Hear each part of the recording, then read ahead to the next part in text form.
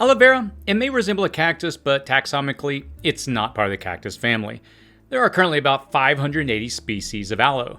This evergreen perennial is native to the Arabian Peninsula but is now grown worldwide. Ancient Egyptians used aloe at least 6,000 years ago. Cleopatra used the leaf in her beauty routines, and Alexander the Great used it to treat wounded soldiers. It has hydrating, antibacterial, antifungal, purgative, and antiviral properties. I'm not an herbalist or doctor, so I'll leave the ingestion of aloe up to you and your own research. I only have a word of caution when it comes to ingestion, which you would be wise to heed, especially if you have a latex allergy. In this video, we're going to dehydrate and freeze dry aloe and compare the results. Each has its own unique benefits and drawbacks, of course, and whatever method you choose, I think this is a plant that you could get stored in your preps. Download the Start Preparing Survival Guide to help you prepare for any disaster. I'll post a link in the description and comments section below, or visit cityprepping.com/get started for a free guide to help you get started on your journey of preparedness. Processing whole leaves, it's easy, especially if the leaves are fresh. Processing involves separating the green skin and any colored layers from the soft aloe gel in the center of the leaf. Do not skip this step. Between the green skin and the more translucent inner pulp is a latex. Aloe latex is a bitter yellow exudate from the pericillic tubules in the outer skin of the leaves. If you have a latex allergy, that can be very bad for you. Even without an allergy, however, this latex is purgative in nature, meaning that it has a laxative effect when ingested in small doses. However, large amounts can shut down your kidney and damage your liver. I've seen other videos where aloe vera is dehydrated with the skin. If you do this, mark it for topical and cosmetic use only. While not as toxic as many natural compounds in nature, there is not really means outside of a sample study in a laboratory to determine how safe this material is. Even with the skin removed, trace amounts remain, which is why I can't advise you to even use the dehydrated or freeze-dried pulp in any manner other than topical. With that said, removing the skin and thereby removing the majority of the harmful latex substance, it's relatively easy. Begin by cutting off the spines on both sides of the leaf. Then, just as you would fillet a fish, run your knife under the skin and separate the clear pulp from any color parts. Unfortunately, when I harvested my aloe, I didn't have time to process it, so I just froze it. This made the filleting of it much harder. I used a spoon for any non-gel substance left behind, and I even tried a vegetable peeler. Eventually, I was left with several good samples to put to the test. I will freeze dry one set and dehydrate the other, but I will also freeze dry some aloe vera gel liquid that I picked up. Obviously, you can't dehydrate the pure liquid, but I should be able to get the liquid to dry to a powder in the freeze dryer, which is one clear advantage of that method. The scraps can be added to a hole before planting vegetables like tomatoes. This will provide critical minerals and provide the roots with consistent moisture levels. To retain as many of the natural components of the aloe as possible, you want to dehydrate the aloe in the lowest possible setting. If you don't have the means to regulate the temperature on your dehydrator, you will lose some of the functional components of the aloe vera. Here, your intended purpose for this finished product is the determinant of the method you want to use. Aloe vera is a rich source of antioxidants and vitamins that can offer relief and even treat several common skin afflictions. Aloe, it contains several minerals: potassium, sodium, calcium, magnesium, manganese, iron, copper, and zinc. Studies show that these mineral elements remain reasonably consistent, whichever drying method that you choose. The main components lost during dehydration are the polysaccharides, enzymes, and hormones. Polysaccharides provide an energy source when consumed, provide dietary fiber, support gut flora and pancreatic function, and promote circulation. They also have been shown to have some anti-tumor and anti-inflammatory qualities. If you don't plan on ingesting it anyways, dehydration will be as effective as freeze drying. Selecting the lowest setting on my dehydrator, I put several of the fillets into the dehydrator. After a day and a half, they were done. They were paper thin and they broke apart easily when bent. I was surprised at how paper thin they became. These hydrate easily. I can see applying these thin sheets directly to damp skin in this form.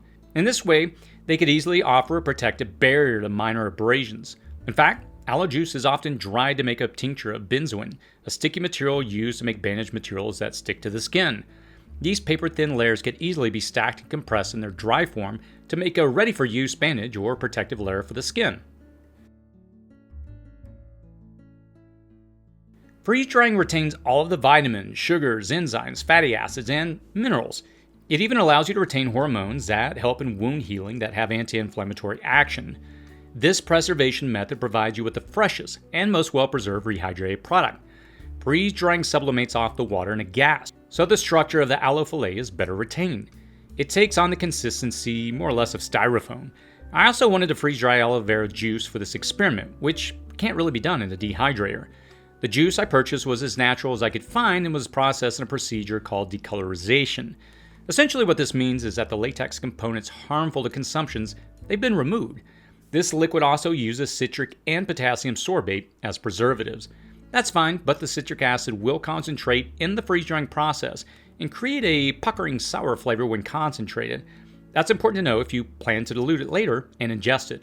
Adding citric acid and potassium sorbate will enhance the freeze-dried aloe powder's antimicrobial and antifungal properties. I would think that this will make an excellent component for salves for wounds. To prep the liquid, I simply poured it into some Ziploc baggies and froze it flat.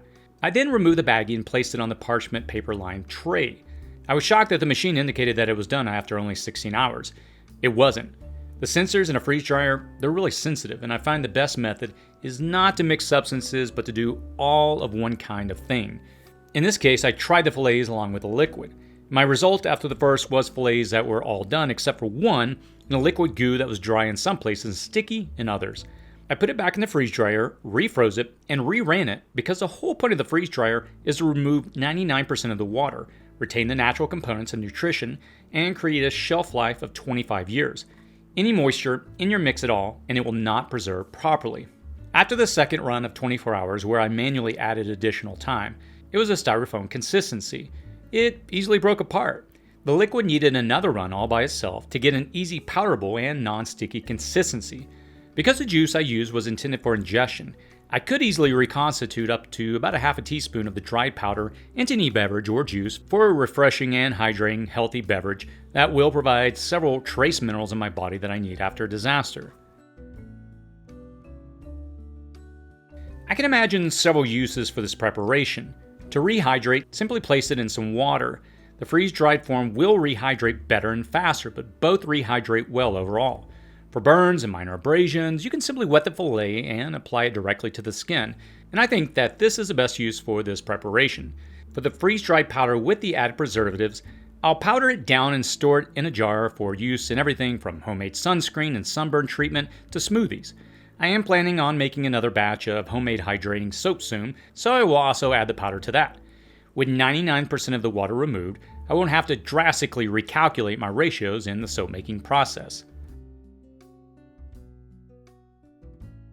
You may only be familiar with aloe for its cooling and soothing effects on sunburns, burns, skin ulcers, insect bites, and minor abrasions. Still, it's also used effectively as an antimicrobial barrier to prevent infections. While it doesn't have any sun protection factor or SPF on its own, it can be formulated into a home sunscreen with the addition of zinc oxide, coconut oil, shea butter, and similar protecting oils and minerals. There's definitely a place for aloe in your preps, and drying it allows you to pack away copious amounts of it for an emergency use to treat the frequent abrasions and wounds that are the hallmark of the aftermath of a disaster. Aloe vera provides 20 of the 22 human-required amino acids and 7 of the 8 essential amino acids.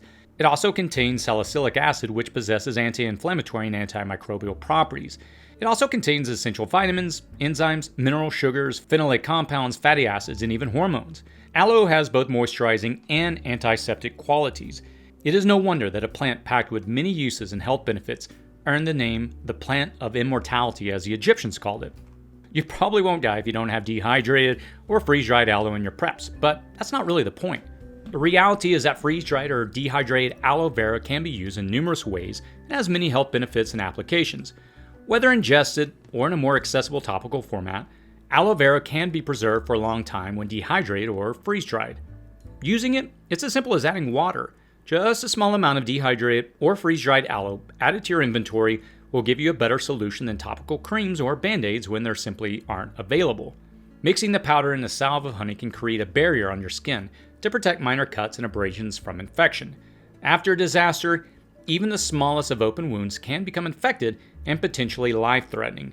Therefore, I put this method of preserving aloe in there with your essential first aid preps. As to which method is superior, dehydrating or freeze-drying, that comes down to a choice centered around finances and your final application. Freeze dryers, they're expensive, but they are your only option for the longest shelf life of the pharmaceutical grade end product.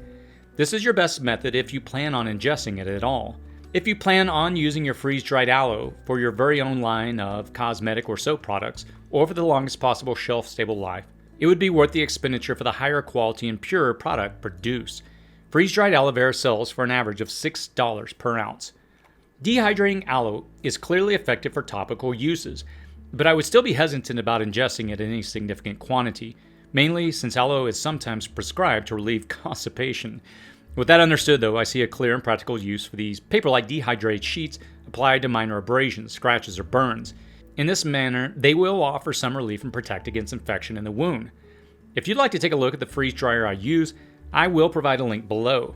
You can also see some of my other freeze drying videos from the links provided in the comments. As always, stay safe out there.